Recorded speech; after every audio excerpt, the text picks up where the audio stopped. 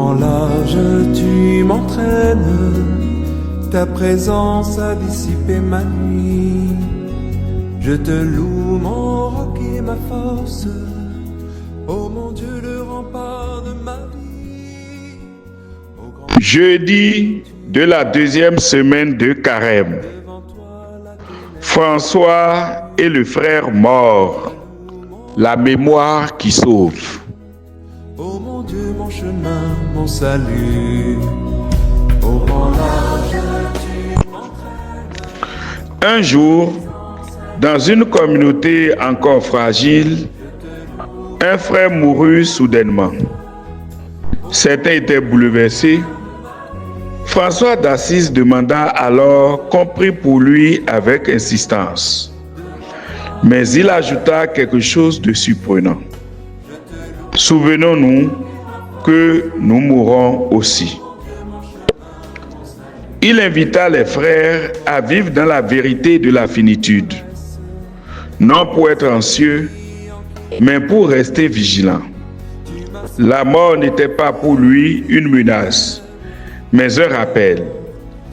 Elle remet l'homme à sa juste place.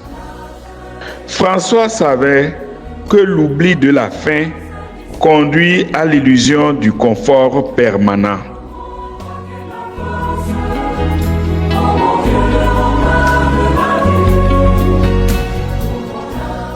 Dans la parabole du riche et de Lazare, le drame se révèle après la mort.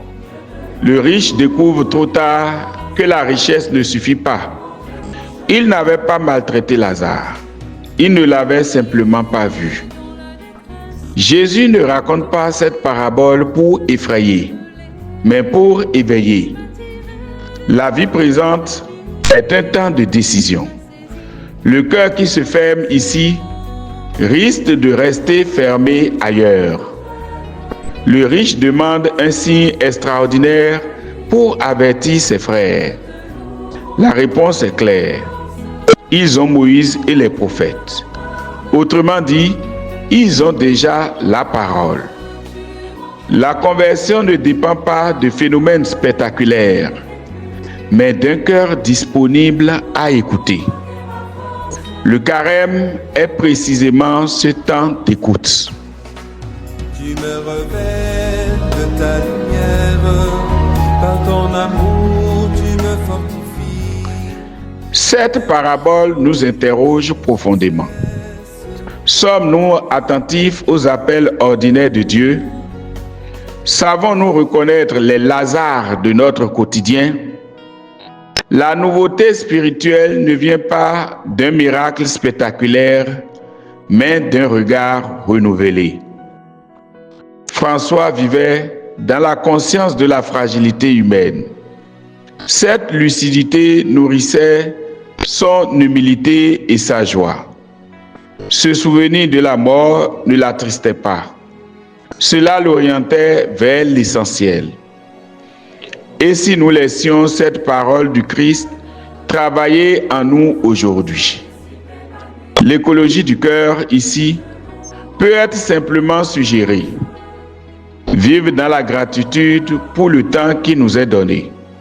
Respecter la vie comme un don fragile. Éviter le gaspillage de nos journées, de nos paroles, de nos ressources. Se garder de blesser le frère. Faire attention aux besoins du voisin. Mais le centre reste la conversion du regard et l'ouverture du cœur.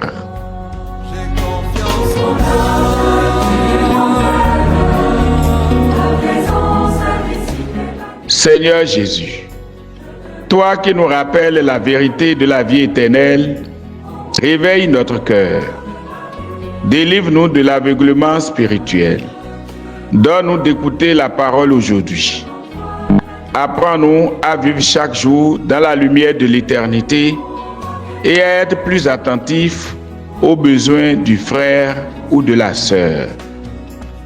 Par l'intercession de Saint François, garde-nous dans l'humilité, la vigilance et la joie d'espérer.